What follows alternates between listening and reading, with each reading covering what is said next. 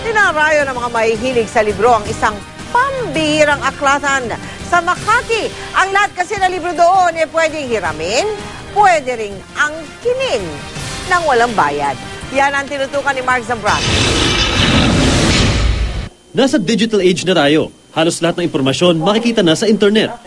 Kaya tila kakaibang tanawin ang library na ito sa Makati na binansagang The Reading Club 2000. May karatula sa harap na nagsasabing, a good book is easy to find.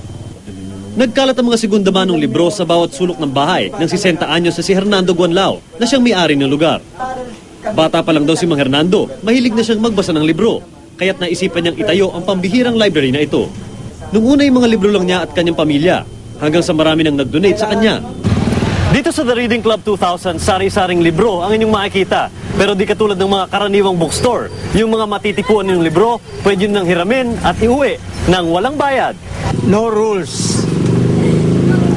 Gusto nga lang magbasa, gustong iuwi, hiramin, huwag nang ibalik.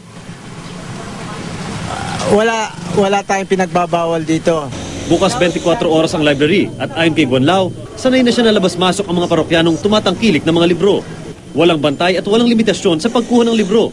Kaya ang mga estudyanteng ito, di magkamayaw sa pagpili ng mga babasahin. Maganda po yun para sa mga estudyante po. Yung mga walang libro po sa bahay, pwede po silang mumiram dito ng libro.